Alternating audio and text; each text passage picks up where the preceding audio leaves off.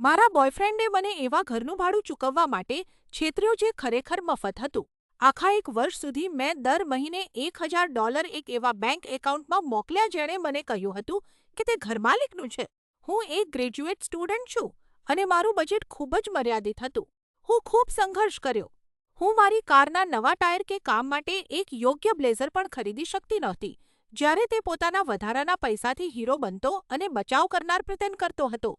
પછી મને તેની માતા પાસેથી સત્ય જાણવા મળ્યું. તેના માતા-પિતા જ એ ઘરના માલિક છે અને તેઓ અમારાથી એક રૂપિયો પણ ભાડું લેતા નથી. મારો બોયફ્રેન્ડ મારા $13,000 પોતાની જેબે નાખતો હતો. જ્યારે મેં તેની સામે આ વાત મૂકી ત્યારે તેની હિંમત જુઓ, તેણે તેને એક સરપ્રાઈઝ ગિફ્ટ ગણાવ્યું, જેથી હું જોઈ શકું કે હું કેટલા પૈસા બચાવી શકું છું. પણ જ્યારે મેં મારા પૈસા પાછા માંગ્યા, ત્યારે તે ગુસ્સે થઈ ગયો. તેણે મને કહ્યું કે જો તે અત્યારે પૈસા પાછા આપશે તો હું તેને છોડીને જઈશ અને દાવો કર્યો કે તેણે જે વાર મને મદદ કરી છે તેના બદલામાં હું તેની દેવાદાર છું. તેણે મૂળભૂત રીતે મને સંબંધમાં રાખવા માટે મારા પોતાના જ પૈસા બંધક બનાવી લીધા હતા. મેં તેને સ્પષ્ટ કહી દીધું કે હું ગમે તેમ કરીને અહીંથી નીકળી જઈશ. મેં તેની મમ્મીને ફોન કર્યો અને બધું જ જણાવી દીધું.